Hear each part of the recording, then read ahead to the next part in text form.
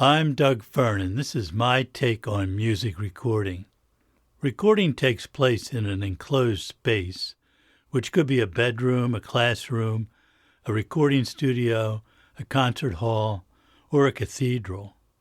Recording can be done outdoors under ideal conditions, and it has a unique sound, but it's not often practical to do so. So most recordings done in an actual room. The space where music is performed has a large impact on how it sounds. A poor room makes us feel uncomfortable about the recording, and this can be entirely unconscious. So what makes a good space for recording? Well, the size of the space is very important. We get auditory cues about the size of the room based on the time it takes for the sound to be followed by a reflection or echo. Humans are very good at this, which can sometimes be unfortunate because bad-sounding rooms are very obvious to us. A bad room could sound boxy or claustrophobic, or it might have many unpleasant echoes that make it difficult to understand the lyrics or make sense of the notes being played.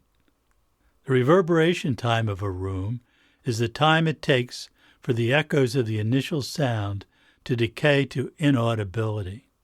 It's actually more scientific than that, but this will do for our purposes.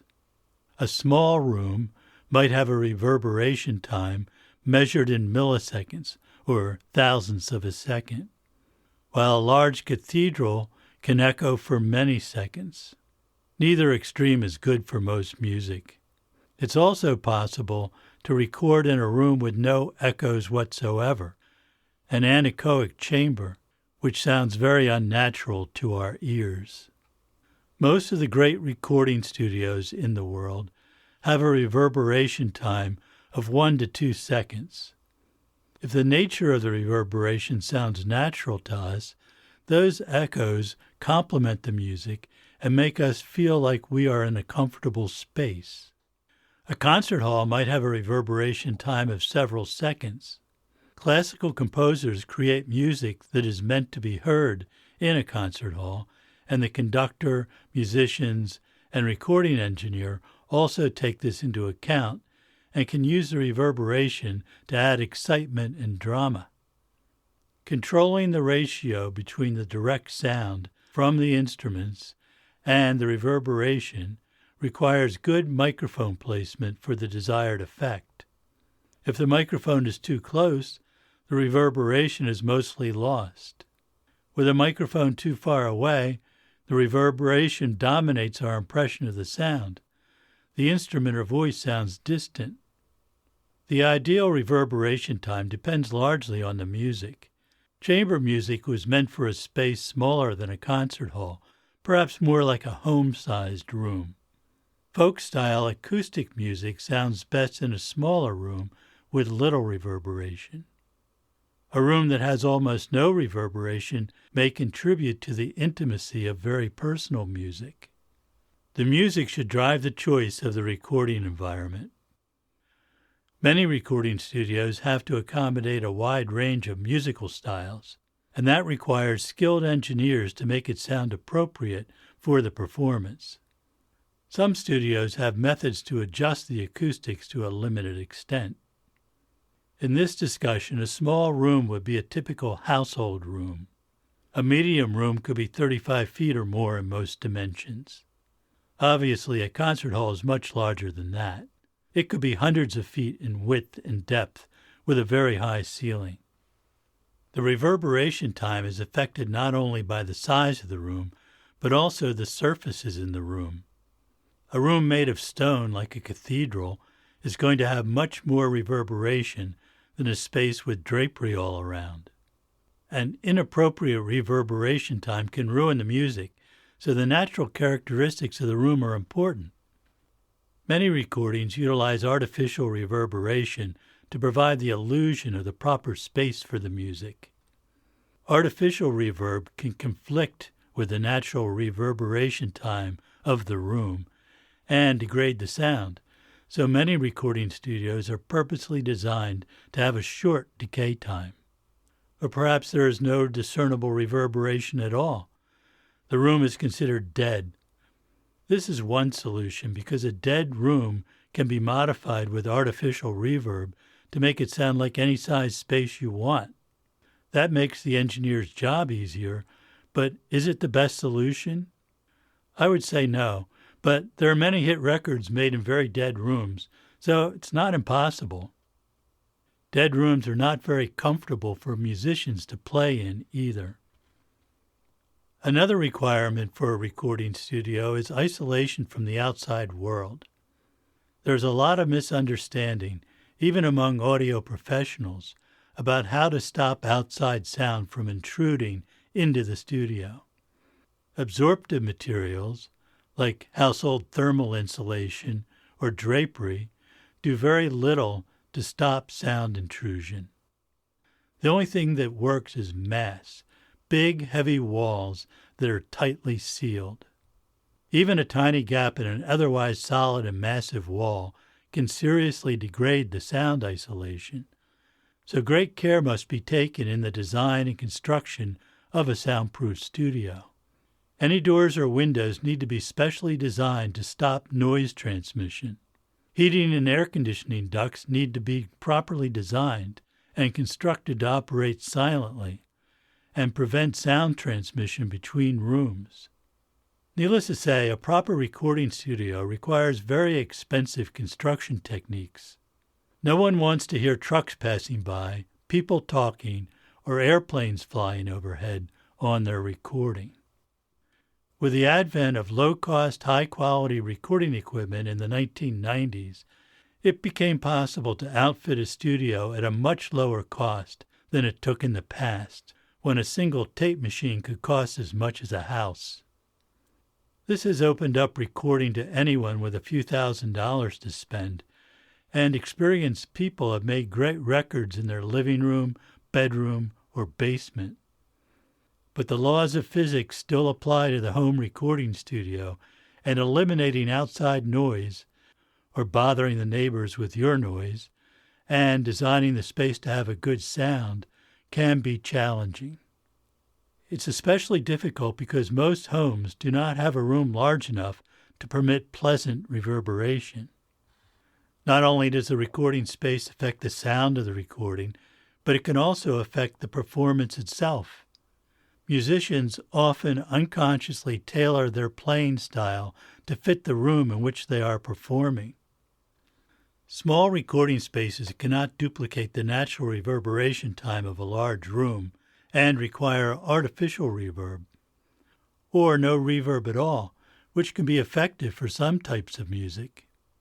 And recording at home allows the performer to re-record a performance if a dog barks or a truck goes by, an option that would not be acceptable in a professional recording studio.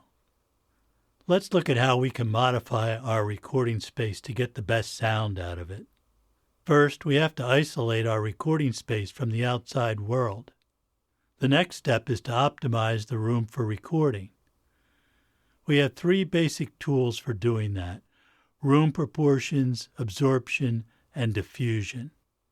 As a general rule, the larger the space, the easier it is to make it sound good. Small rooms are much more challenging. The proportions of the room may seem like it would only affect the visual aesthetics of the space, but the ratio between the height, width, and depth of the studio can have a profound impact on how it sounds. This applies to all rooms where acoustics are important, including the recording control room, a listening room, a classroom, a church, or a concert hall. Maybe it is because I have designed quite a few recording studios that I find that a room that sounds good also has proportions that are visually pleasing. All recording spaces, no matter how large or small, will have certain audio frequencies that are emphasized and other frequencies diminished, depending on the spacing between any 2 boundaries of the room.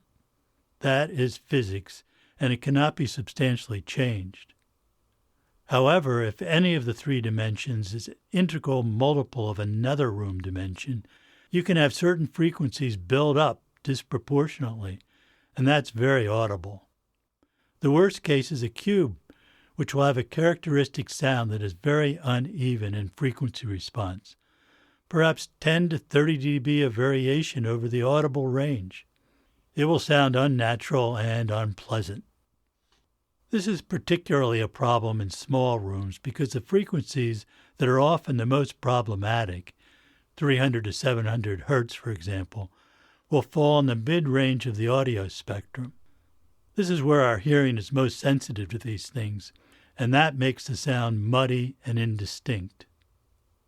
Also, many homes built in the last 70 years or so utilize standardized building materials, usually in multiples of 4 or 8 feet. A room might be 12 by 16 feet with an 8-foot ceiling. That room is not going to sound good. Acoustic designers mitigate this problem by using non-related dimensions as the fundamental overall dimensions of the room. You can find online references, formulas, and calculators for determining what should be good proportions for a room. That's a lot easier than in the pre-computer days when you had to calculate the room's audio peaks and nulls by hand on a piece of paper. Even a room with perfect proportions for audio is still going to sound bad with just bare walls. The walls might be made out of drywall in residential or commercial construction, but studio walls are usually made of concrete block or equivalent. This type of wall is much more sound isolating, that is soundproof, than drywall. Almost all the sound in the space is going to echo around until it dies out. This room will be highly reverberant, which might be great if it is large and designed for classical music recording. A smaller room will sound more like a garage, not appropriate for sound recording or listening. To reduce the amount of reverberation, we can add sound-absorbing materials to the space. Most people think of things like thick carpeting, acoustic tiles on the ceiling, heavy drapery, or household insulation, fiberglass or mineral wool, to absorb sound. Remember, these do little to soundproof a room. These materials absorb frequencies very unevenly. The examples above are good at absorbing high frequencies, above about 2 kilohertz, but are almost totally ineffective at lower frequencies. The lower the frequency, the less the absorption. Those mid-range frequencies so often emphasized in smaller rooms with less than ideal proportions are hardly absorbed at all. The result is a sound that can still be muddy or boomy and yet sound very dull and dead due to the high frequency absorption. Absorbing low and mid frequencies is challenging in small rooms. The absorptive material must be quite thick, feet instead of inches, to have any effect on those lower frequencies. The larger the room, the easier it is to make it sound good, and the space available makes it practical to use large structures to absorb low and mid frequencies. The low frequency absorption problem might actually be easier to solve in a typical home because of some characteristics of the drywall on wooden stud construction. This type of wall allows a lot of base energy to pass right through the walls. I'm sure you can think of examples of this in your own experience. What passes through the wall is essentially gone and does not contribute to the low frequency reverberation time in the room. Of course, this type of construction doesn't help your relationship with your neighbors, nor does it block out the sound of a passing truck. The same rules apply to the ceiling and the floor. It's easy to forget their contribution, positive or negative. In most well-designed recording studios, the ceiling is at least 15 feet high and absorptive, since the ceiling is usually the easiest place to add a lot of deep, absorptive material. And this is more comfortable for the performers because our ears do not like reflections from above. Hundreds of thousands of years of humans living mostly with nothing above them but sky probably has an impact on what seems natural to us. In a studio, floors are usually wood or other hard surface, although rugs can be deployed to control the floor reflections somewhat. Abbey Road Studios in London have walls made of a double layer of bricks, which are set end on as you look at them. It is a highly reflective surface for sound. These rooms, built around 1930, are among the finest sounding recording studios in the world due to their large size and excellent proportions. They employ some sound-absorbing material in sections of the walls and more so on the ceiling. They rely on a pleasant and carefully controlled reverberation time to achieve the core of their sound. The last tool we will discuss on this topic is diffusion. This is simply the scattering of the sound as it hits a surface. If a painted concrete wall is the sound equivalent of a mirror, a wall with diffusion could be thought of as one with a very uneven surface, perhaps a room that has a lot of connected smaller rooms or massive columns, like you would find in a cathedral. The key principle is that the sound is reflected off many surfaces that are varying distances away from the sound source. That breaks up the reflections in time, which we find much more pleasing than a hard, distinct echo. That's the principle used by devices called diffusers. They present an uneven surface with random high and low spots, spreading out the reflections in time. One way to do this is with random-sized blocks made of fairly reflective material like wood, mounted over a section of wall. Another technique combines absorption and diffusion in one unit, using random-sized wooden slats, perhaps set at random angles, and backed by a highly absorbent material. A third technique uses a cylinder or a section of a cylinder to reflect the sound at different times depending on the diameter of the diffuser. But to be effective, the diffusion surface has to be large, and the depth of the holes and the height of the peaks has to be significant. Differences measured in feet is better than differences measured in inches. This can take up a lot of space in a small room. But diffusion does not have to be purpose-built. Abbey Road Studio 2, where the Beatles and many others recorded, has no dedicated diffusion at all. However, the room is big, roughly 60 by 27 feet with a 28-foot ceiling, and it is filled with a lot of stuff. Several pianos, organs, racks of headphones, carts full of folding chairs, many microphone stands, etc. All these things in the room provide a lot of diffusion. When I started doing some informal recording in our manufacturing area, the rows of metal shelving holding hundreds of cardboard bins full of parts provided a very pleasant diffusion for the studio. Studio designers often incorporate diffusion into the design with uneven walls, often made of wood, and sometimes specifying a non-rectangular room. Large cylindrical diffusers can be designed into the structure, which scatter the sound in all directions. Note that these wood walls are inside the primary, heavy, sound-isolating walls. Optimizing the sound of a recording space is often a trial-and-error process, as the problems are identified and a solution determined.